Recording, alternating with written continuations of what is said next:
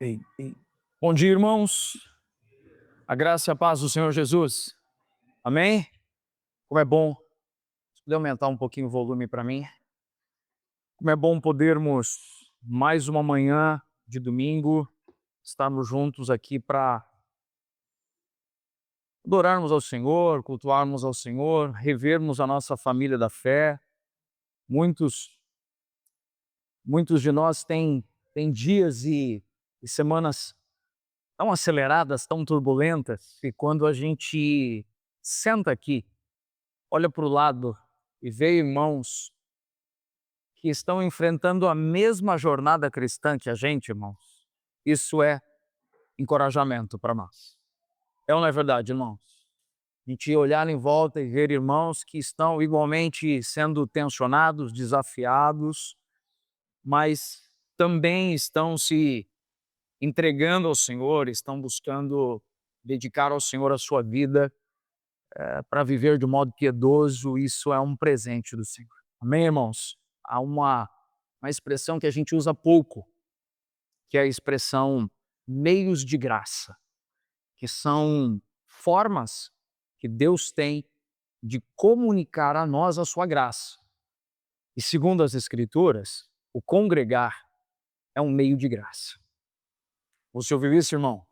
O reunir é um meio de graça, que é quando a gente olha para o lado, vê um irmão igualmente cansado como a gente, mas está se apoiando na graça de Cristo, e isso é um presente do Senhor.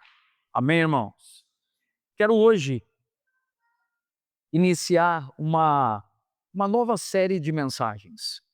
Nós vamos hoje começar a compartilhar sobre algo que o Senhor veio bem inserindo em meu coração, comunicando em meu coração há alguns meses já, e não como uma expressão. E é muito importante a gente trazer o prisma bíblico e não o prisma social ou da nossa mente tão somente. Mas o Senhor vem inserindo em meu coração essa expressão sobre a contracultura do reino. E nós vamos usando como este nome da série, a contracultura do reino, nós vamos compartilhar sobre os ensinamentos elementares de Jesus expostos no Sermão do Monte, que estão entre os capítulos 5 e 7 do Evangelho segundo escreveu Mateus. E sabe por que é tão importante nós nos dedicarmos a falar sobre o que é o prisma bíblico e não o que é o prisma social e cultural apenas?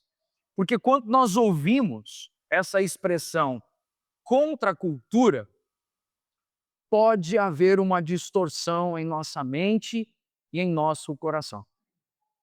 Porque a expressão contra a cultura, para os irmãos 50 a mais, que estão aqui entre nós, tudo bem?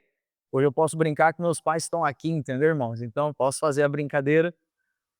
E para os irmãos 50 a mais, talvez a expressão contra a cultura vá remeter o nosso coração, a nossa memória, a algumas ações no âmbito social, histórico, que são incompatíveis com o que eu quero compartilhar. Vão fazer alguns dos irmãos lembrarem, por exemplo, da palavra contra a cultura sendo usada no período da Revolução em Woodstock, por exemplo, nos Estados Unidos. E a expressão contra a cultura, ela na verdade, ela comumente vem carregada do secularismo. E quando nós falamos de secularismo, nós estamos falando do modus operandi que arranca Deus da conversa. Tudo bem? Nós aqui, enquanto igreja local, nós não temos o hábito de fazer a distinção de secular e sagrado no que se refere à vida comum da sua igreja. Nós temos uma vida integral. Contudo, quando nós usamos a expressão contra a cultura, nós não podemos pensar apenas nesses movimentos sociais, como ocorreu anos atrás, que influenciaram a cultura que nós estamos vivendo hoje. E a verdade é que nós queremos pensar nessa palavra à luz do Evangelho de Cristo Jesus. Amém, irmãos? E como um breve spoiler do que queremos compartilhar e conversar, falar de contracultura é também falar, segundo a palavra de Cristo, que quem quiser ganhar a sua vida, na verdade deve perdê-la. E isso é contracultura. Quem quiser ser o primeiro, que se torne o servo de todos. Essa é a contracultura do reino. Então não haverá aqui, irmãos, entre nós, nesse compartilhar essa série de mensagens, não haverá entre nós aqui, não haverá nesse púlpito de 2 milímetros, tudo bem? Não haverá aqui um sentimento de querer revoluções sociais, de querer intervenções políticas, de querer mudanças na estrutura de leis. Embora tudo isso tenha o seu papel e favorecimento quando um povo piedoso vive de modo contracultural. É o povo de Cristo vivendo de modo contracultural que tem a possibilidade, então, de sim, irmãos, nos tornarmos aqueles que serão o sal da terra e luz do mundo, como veremos em Mateus capítulo 5. Mas não porque gritamos, mas porque estamos chorando. E como veremos nas bem-aventuranças, bem-aventurados os que choram, porque serão consolados. Então essas conversas que teremos é mais sobre lágrimas do que sobre gritos. É mais sobre princípios e sobre regeneração do que esbravejamento aqui, irmãos. É com esse coração que nós queremos iniciar essa série de mensagens. Vamos abrir as Escrituras. Abra no Evangelho segundo escreveu Mateus, capítulo 4. Nós vamos ler a partir do verso 18. Você pode ir, à medida que encontra, ficar de pé em seu lugar. Mateus 4, versos 18 em diante.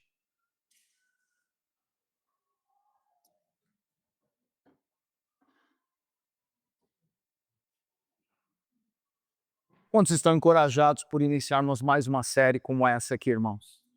Amém? Que o Senhor nos dê graça. Vamos ler então a palavra, vou ler aqui na NAA, Nova Almeida Atualizada, que nos diz assim: caminhando junto ao mar da Galileia, Jesus viu 2 irmãos, Simão, chamado Pedro, e André. Eles lançavam as redes ao mar porque eram pescadores. Jesus lhes disse: venham comigo e eu os farei pescadores de gente. Então eles deixaram imediatamente as redes e o seguiram. Pouco mais adiante, Jesus viu os 2 irmãos, Tiago, filho de Zebedeu, e João, o irmão dele. Eles estavam no barco em companhia de seu pai, consertando as redes. Jesus os chamou. Então eles, no mesmo instante, deixaram o barco e seu pai e seguiram Jesus. Jesus percorria toda a Galileia, ensinando nas sinagogas, pregando o evangelho do reino e curando todo tipo de doenças e enfermidades entre o povo. E a sua fama correu por toda a Síria. Trouxeram-lhe então todos os doentes, acometidos de várias enfermidades e tormentos, endemoniados, epilépticos e paralíticos, e os curou. E da Galileia, de Decápolis, de Jerusalém, da Judéia e de todo o lado do Jordão, numerosas multidões o seguiam. Capítulo 5, verso 1. Ao ver as multidões, Jesus subiu ao monte. E ele se assentou e seus discípulos se aproximaram dele.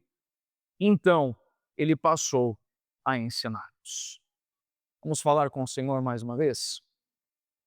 Pai bondoso e querido, queremos mais uma vez, Pai, reconhecer a autoridade do Senhor sobre a igreja e a autoridade da Escritura, Pai, entre nós aqui.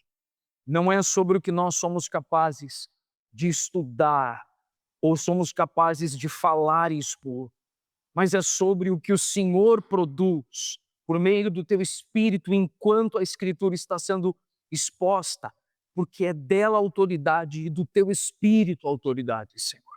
Por isso nós queremos nesse momento submeter, Pai, ao Senhor a nossa mente e o nosso coração, e que possamos, de modo brando, sereno e equilibrado, abrir o nosso coração e abraçar todo o conselho do Senhor. Arranca de nós, Pai, todo tipo de ideia preconcebida, de preconceitos. Arranca de nós, Pai, todo do modo de pensar, muitas vezes influenciado pela natureza adâmica, e vem plantando em nós mais, Pai, mais da Tua presença, espírito de sabedoria e revelação acerca de quem o Senhor é, sobre como é o Teu coração, sobre o que o Senhor tem para nós enquanto filhos Teus aqui na terra, como nós devemos viver enquanto regenerados, Senhor, aqui na terra. Nós não queremos, Senhor, aqui também enxergar essa mensagem apenas como mais uma série de sermões, Pai, mas nós queremos entender o que estamos nos propondo a caminhar como mais uma porção de revelação sobre no que devemos nos tornar.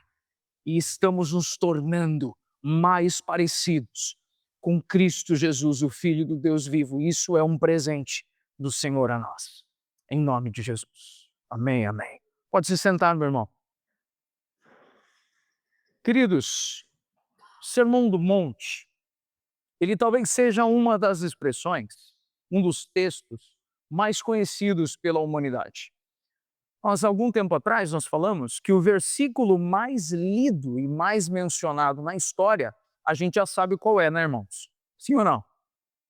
O versículo mais lido na história, mais falado, é João 3,16.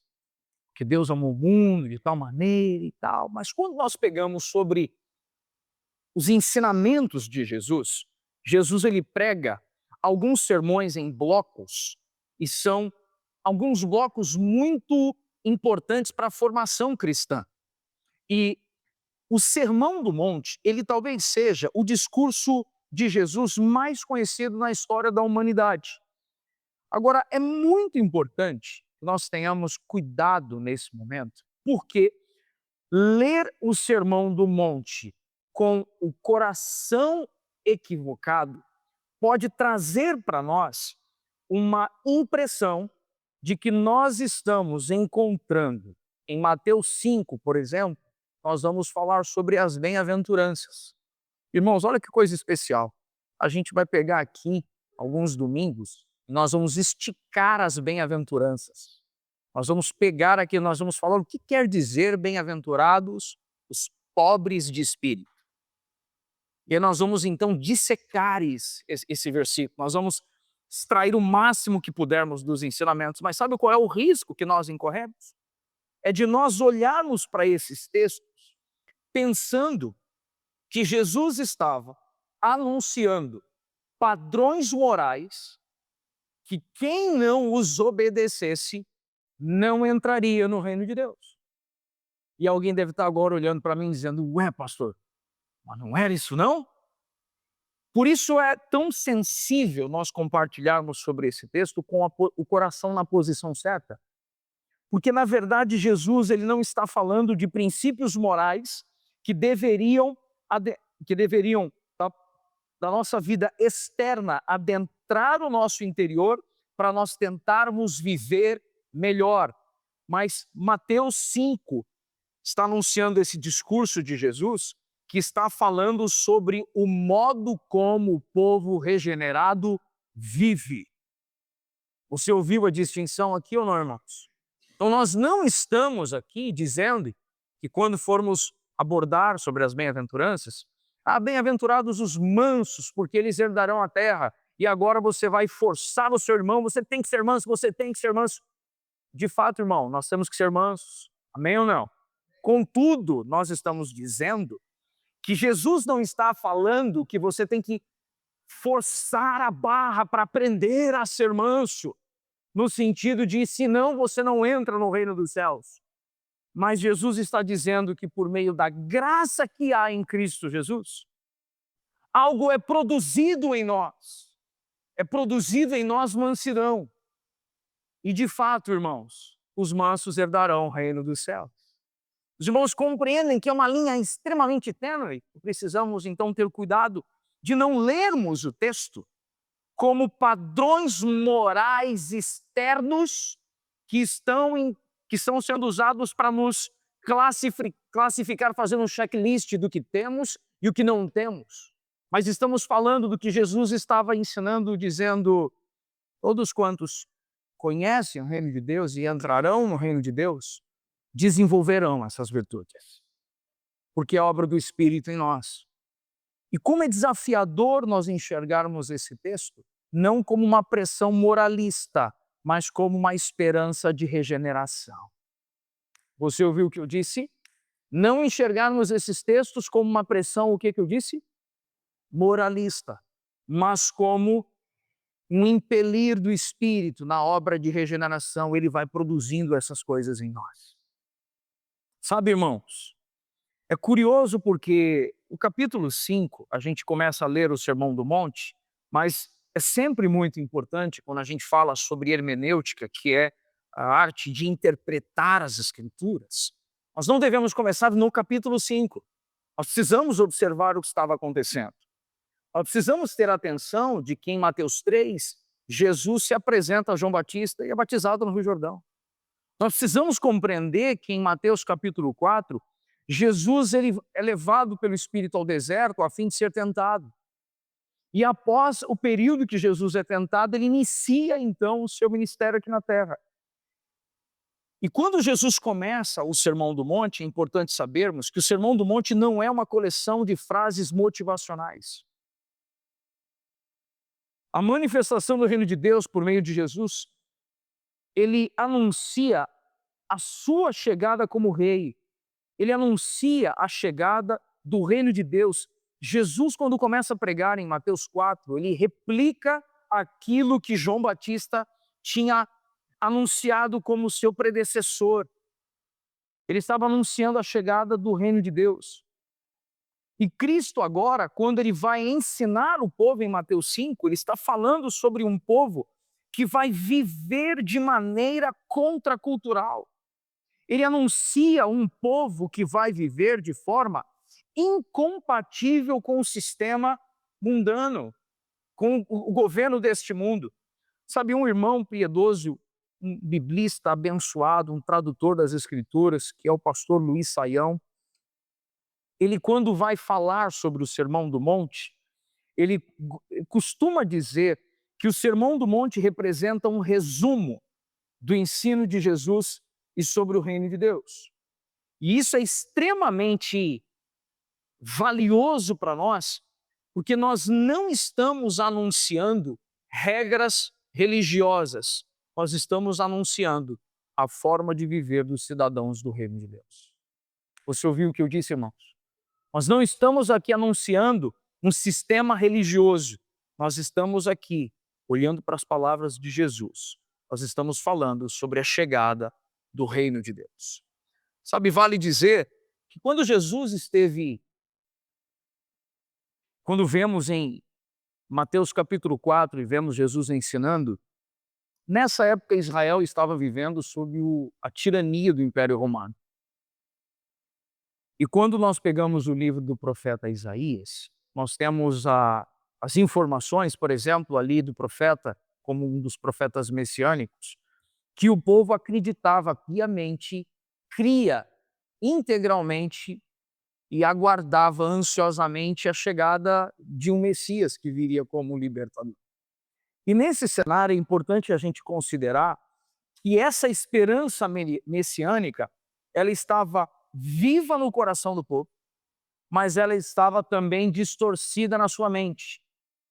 Pastor, repete essa frase aí para eu ver se eu entendi direito esse negócio.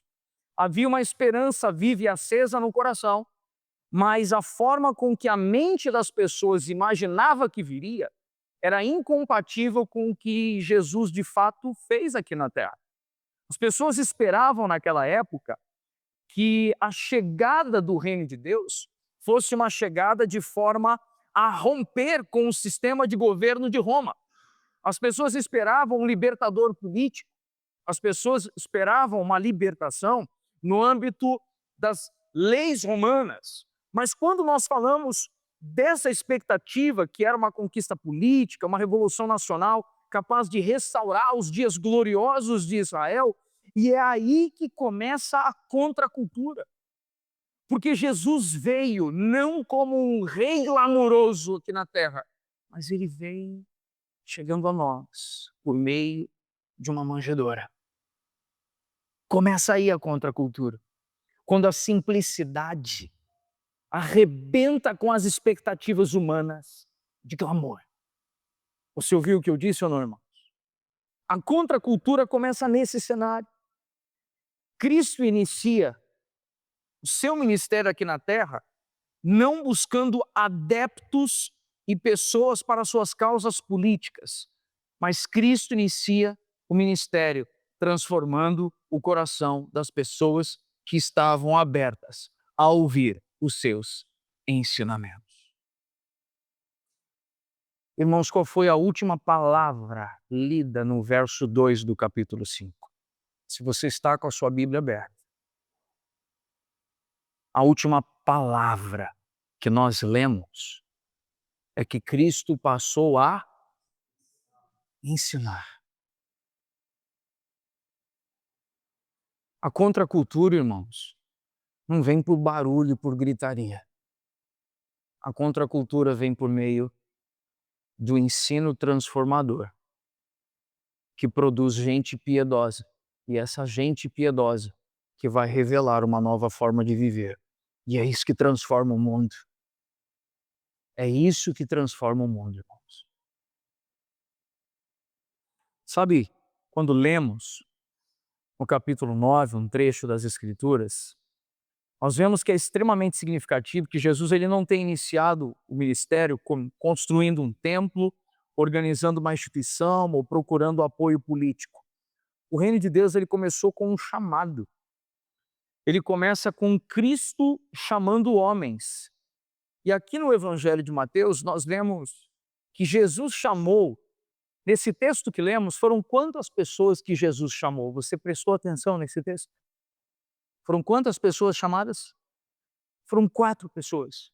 Foram 2 num primeiro momento. E logo no seguir da caminhada foram mais 2. Mas esses 4 que foram chamados, é curioso, porque Jesus ele não foi para começar o seu ministério, para começar a caminhada de contracultura. Jesus não foi na sinagoga para encontrar os catedráticos.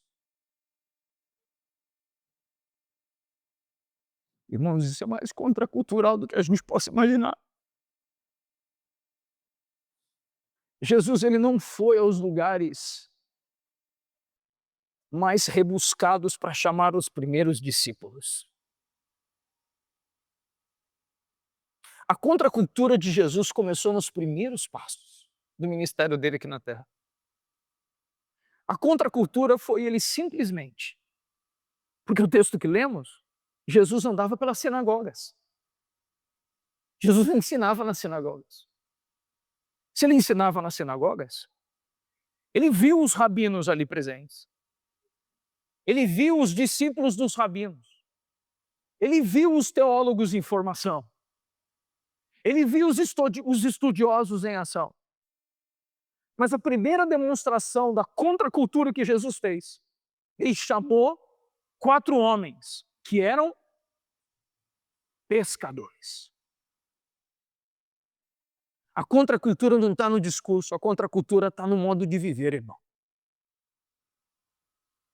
A contracultura não está no que eu sou capaz de falar. A contracultura está no que Jesus demonstrou.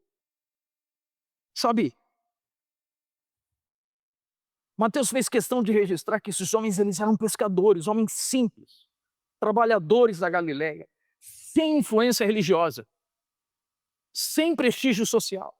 Acerca disso, Wiersbe faz uma inferência. que me chamou tanta atenção. Wiersbe diz que Jesus não chamou homens ociosos ou acomodados. Pescadores eram homens disciplinados, perseverantes, acostumados ao esforço, acostumados à frustração, acostumados à dependência.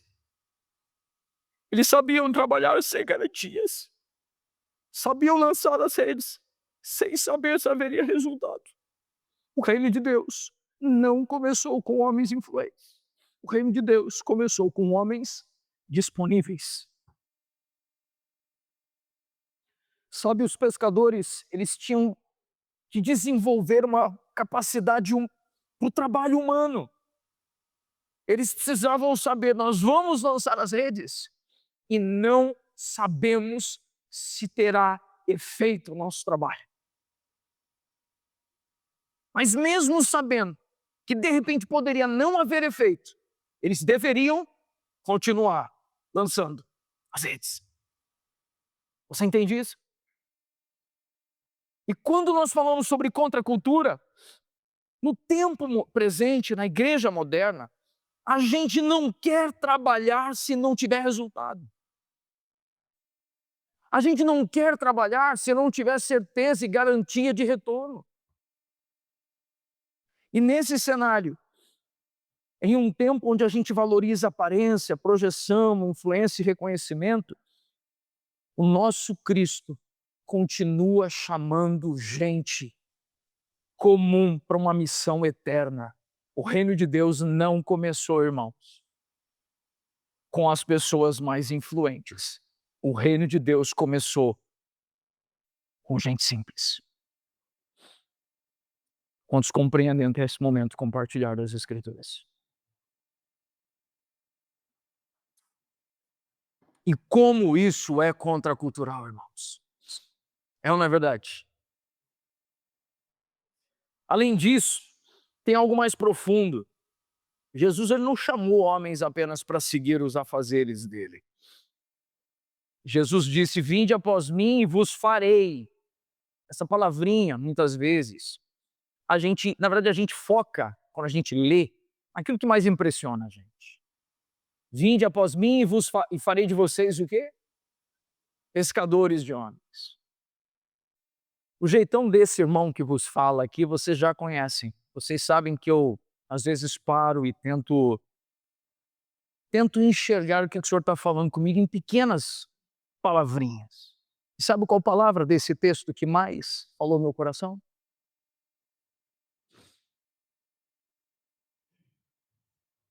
Farei. Porque a gente ainda não é, irmãos. E eu vos farei. Isso quer dizer que quando Jesus chama alguém, Jesus não chama porque a pessoa já é. Jesus chama porque a graça do Cristo formará nela algo que ela ainda não apresenta. E isso é contracultural.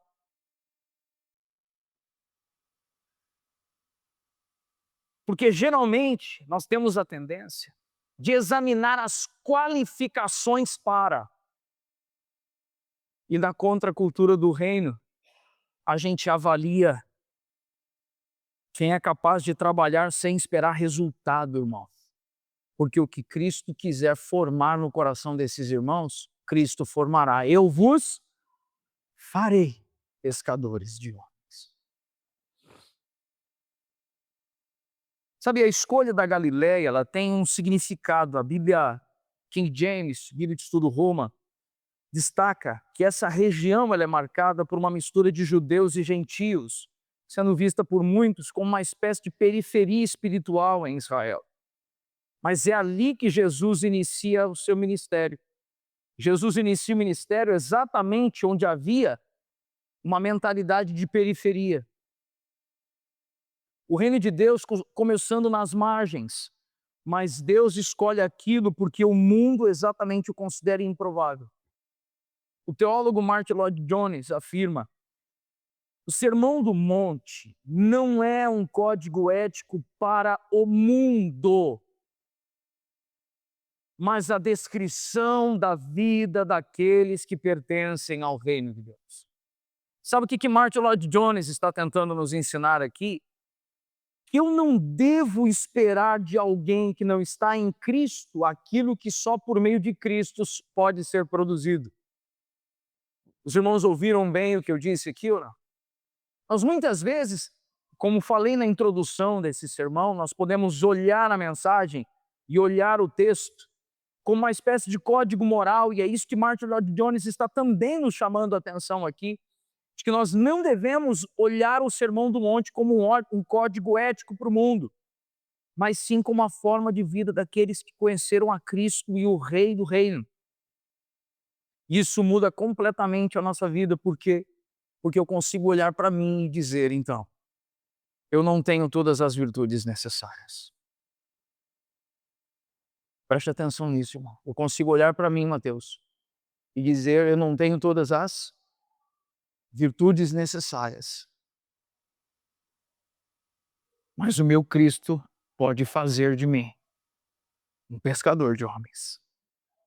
É a graça capacitadora, irmãos, em operação e em atividade na vida dos discípulos de Jesus. Esse reino, irmãos, ele se manifesta com poder e com compaixão. Sabe? Jesus ele percorria toda a Galileia. E nesse período, Jesus ele ensinou, pregou, curou. E é muito curioso porque o texto que lemos, finalzinho do capítulo 4, nós vemos que Jesus ele curou enfermos ali de todo tipo. E é interessante perceber que Cristo não era indiferente à dor humana. Jesus, enquanto ele ensinava nas sinagogas, ele pregava o evangelho, mas ele também curava os enfermos e libertava os aflitos. Sabe por quê, irmãos? Porque a mensagem do evangelho é sobre pregar para gente. Eu vou repetir isso. A mensagem do evangelho é sobre pregar para gente. Por isso que a mensagem, quando pregamos, precisa ser inteligível. Porque não podemos pensar em pregar simplesmente me portando como um catedrático. Mas preciso compreender que a mensagem precisa ser inteligível. Porque eu estou pregando para gente.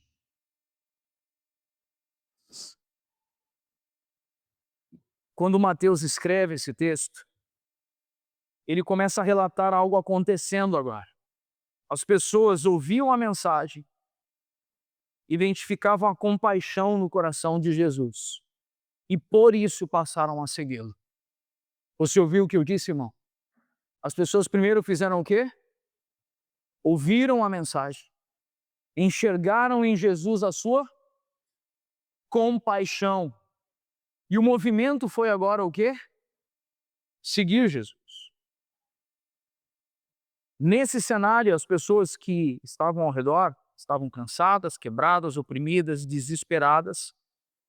E é curioso porque a palavra nos diz, no início do capítulo 5, observe na sua Bíblia, o versículo 1, início do capítulo 5, diz que Jesus o quê, irmãos? Mais uma palavrinha que me chamou a atenção aqui.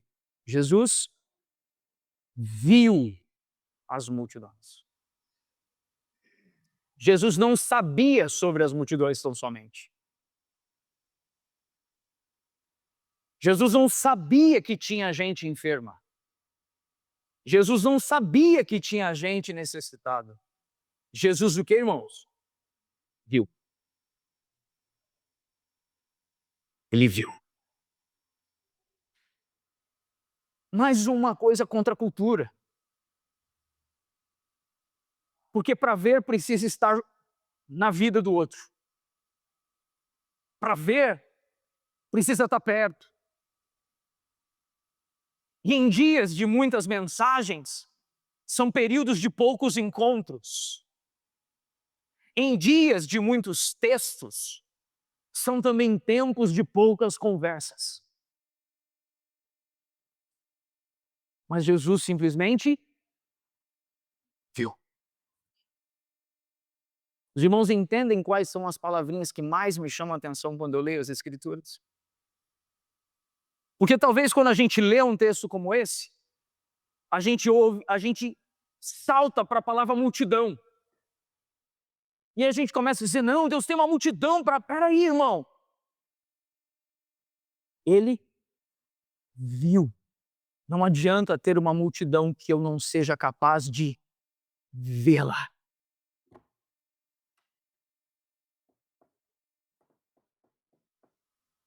Não adianta ter movimentos enormes que eu seja incapaz de conhecer os olhos e de enxergar as dores.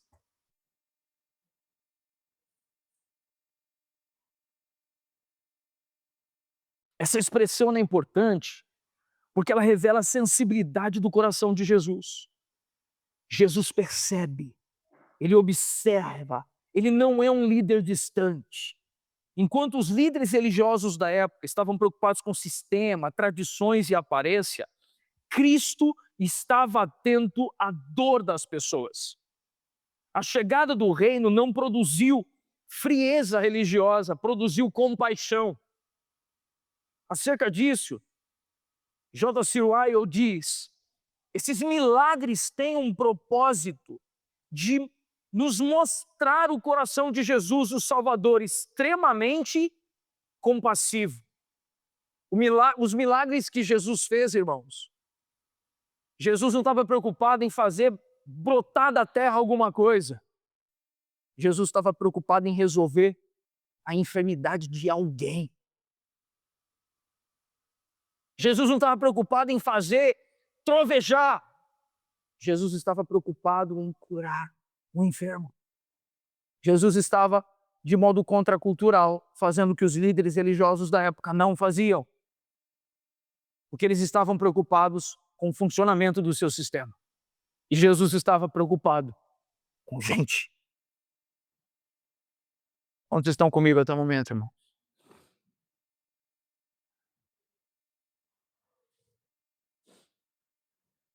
O reino de Deus está invadindo o mundo caído para alcançar gente ferida. E essa é uma belíssima progressão do texto que nós vemos. Jesus chama, Jesus cura, Jesus vê, e então Jesus ensina. Você ouviu isso? Primeiramente, Jesus chama os discípulos. Jesus cura os enfermos. Jesus vê a multidão e agora Jesus ensina. Porque o verdadeiro evangelho nunca vai separar a verdade de compaixão. Quando nós vemos em Mateus 5:1, Jesus, como rei, ele sobe ao monte. Mateus aqui ele prepara o cenário do maior sermão já pregado. Jesus sobe o monte e aqui tem um aspecto prático e outro profundamente teológico. Luiz Saião explica que ao redor do Mar da Galileia tinham umas encostas naturais que funcionavam quase que como um formato de um anfiteatro. E dependendo da direção do vento, alguém poderia falar e ser ouvido por muita gente, por causa da posição estratégica. Portanto, subir ao monte tinha uma finalidade prática em primeiro nível, permitir que as multidões vissem Jesus e o ouvissem com clareza. Esse é o primeiro ponto que nós estamos chamando a atenção, é o aspecto prático. Mas tem um aspecto teológico importante de observarmos aqui. E Mateus quer que a gente enxergue isso. A imagem é impossível de ignorar. Assim como Moisés sobe ao monte Sinai para receber a lei, agora Cristo sobe ao monte para ensinar o povo do reino. Os irmãos ouviram isso, amém? Da mesma forma, a Bíblia King James observa que apresenta Jesus como um novo líder em Israel, tomando um lugar maior do que de Moisés, estabelecendo o sacerdócio de todos os santos. Como lemos em Hebreus que Jesus é maior do que Moisés. Mas simbolicamente, quando o povo percebe, a mesma forma como o povo em Êxodo, perto do capítulo 18, nós vemos que O povo viu Moisés subir ao monte ali na Galileia. O povo simplesmente viu Jesus subir, se assentar e começar a ensinar. Um novo sacerdócio está sendo estabelecido, uma nova forma de viver, irmãos. Quantos compreendem isso? Sabe, no Sinai, em Êxodo 18, é curioso porque o Senhor diz que o povo deveria se santificar hoje e amanhã, porque no terceiro dia o Senhor se apresentará no meio de vós. E não deveriam encostar sequer na base do monte, porque se eles tocassem na base do monte, eles seriam mortos. Sabe, mas aqui, enquanto no Sinai a lei foi entregue em meio a fogo, trovões e temor, agora no Sermão do Monte, o próprio Filho de Deus, aquele que é maior do que a lei, aquele que é a própria lei de Deus, ele se faz presente no monte para revelar a verdadeira natureza desse reino vindouro. E acerca disso, Spurgeon escreve que foi de uma montanha que Deus proclamou a lei, e é sobre uma montanha que Jesus a expõe, como a própria lei, exposta ali, encarnada, de forma humana, a revelar a nós a plena vontade do Pai. Quantos estão compreendendo isso, irmãos? Sabe, existe uma diferença gloriosa exposta aqui. No Sinai havia barreiras. No Sinai havia uma linha que não deveria ser ultrapassada. No Sermão do Monte existe aproximação. Jesus viu a multidão se aproximando. Jesus, ele escolhe subir ao monte a fim de que todos pudessem acessá-lo. E Jesus se assenta. Irmão, quando você vai na casa de alguém e o anfitrião não senta, o que você entende como recado? Eu vou ficar na porta. Porque se o anfitrião não sentou, não é para eu sentar aqui.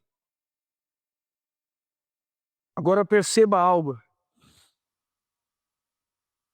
O próprio Jesus, o próprio Cristo, ele está chamando os discípulos para perto. Spurgeon afirma algo ainda mais profundo. O mestre dos mestres conduz os seus seguidores a um novo monte, onde não há limites para que as pessoas se aproximem dele. A contracultura está começando quando homens pecadores são atraídos para perto do rei. Jesus, ele se assenta. E há um detalhe tão simples, né? Jesus se assenta. Sentar-se era uma postura, nos tempos antigos, de autoridade, de ensino e de formação. Os rabinos, eles sentavam e os mentoreados, aqueles que estavam aprendendo, sentavam-se à volta. Então, sempre que alguém se sentava, era uma posição para o ensino. Cristo, aqui, ele não está improvisando palavras motivacionais para a multidão. Irmãos, uma verdade preciosa. Não tinha uma teologia coach, né, irmãos? Era o Verbo encarnado, ensinando sobre a cultura e os valores do reino de Deus, sobre o modo de viver de quem haverá de passar toda a eternidade com ele. Sabe o que está nas bem-aventuranças, irmãos? O tipo de gente que vai viver com Cristo na eternidade. É aquele tipo de gente. Nesse cenário, Cristo não está improvisando palavras. Ele está assumindo a posição de mestre, de legislador e de rei. Spurgeon afirma, como um professor cheio de autoridade, quando ele senta, ele ocupa oficialmente a cadeira da doutrina. Como eu gosto dessa expressão, irmãos. Você ouviu isso ou não? Então, quando Spurgeon escreve isso, ele está falando que o fato de Jesus subir ao monte, se assentar, olhar em volta e ver as pessoas prontas a ouvi-lo, Jesus estava como mestre, legislador e como rei, assumindo a cadeira da doutrina. Ele estava ali claramente dizendo: o que eu tenho para ensiná-los é a base doutrinária para a vida de vocês. Spurgeon continua dizendo algo extraordinário. Ele diz: Jesus não ensinava apenas com as palavras, a postura de Jesus ensinava. Você ouviu isso? Jesus não ensinava apenas com palavras, sua própria postura ensinava. Havia algo profundo nisso. O próprio modo como Jesus se posicionava, comunicava acolhimento, autoridade e disposição para formar. E Jesus se assenta, os discípulos se aproximam, então ele começa a ensinar. Nesse cenário, a maior contracultura, Luiz Saião costuma dizer que Jesus ele surpreende os ouvintes para anunciar um reino que começa no coração, e não um reino com estrutura política. Essa é a maior revolução que Jesus está realizando. Martin Lloyd-Jones diz que esperar conduta cristã da parte de alguém que ainda não nasceu do alto é heresia, irmãos. Você ouviu isso ou não? Sabe de quem esperar conduta cristã, irmãos? Aqueles que estão sendo transformados pelo poder das palavras de Jesus, porque o ouvem, porque abraçam os ensinamentos de Jesus. Existe uma chave aqui, irmãos, para nós. O Sermão do Monte não mostra como alguém conquista aceitação diante de Deus. O Sermão do Monte descreve a vida daqueles que já foram alcançados pela graça. E para podermos caminhar, então, e finalizar a introdução dessa série de mensagens amanhã de hoje, é importante sabermos que antes das bem-aventuranças, existe um rei. Você ouviu isso? Antes das bem-aventuranças, existe um rei. Antes das exigências, existe a graça. Antes da prática, existe a transformação. Antes da ética, existe a regeneração. Mateus está nos demonstrando que, nessa introdução, nós não traremos um manual para religiosos tentarem parecer espirituais, mas nós traremos compartilhar de como Jesus transforma pescadores, homens simples, quebrados, em pescadores de homens. E quando o rei começa a ensinar, ele está falando sobre a nova humanidade que ocuparia a vida das pessoas e alastraria na superfície da terra.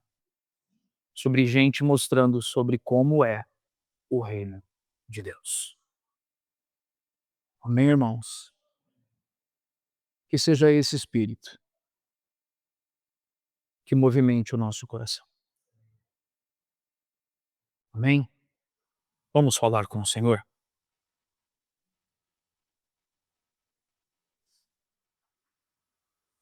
Pai bondoso e querido, obrigado, Senhor, pela manhã do dia de hoje. Obrigado pela oportunidade preciosa que é podermos ler, meditar, compartilhar sobre as tuas escrituras e encontrar, Senhor, do Senhor conselho. Só o Senhor, Pai, pode produzir em nós uma transformação verdadeira, Pai. Nós queremos sim viver de modo contracultural, Pai. Queremos sim, Pai, viver de modo transformador. Mas isso venha, Senhor, como uma obra tua e não tão somente com mérito humano, que muitas vezes colocamos tanta expectativa. Obrigado, Senhor. Obrigado por essa manhã, Senhor. Em nome de Jesus. Amém.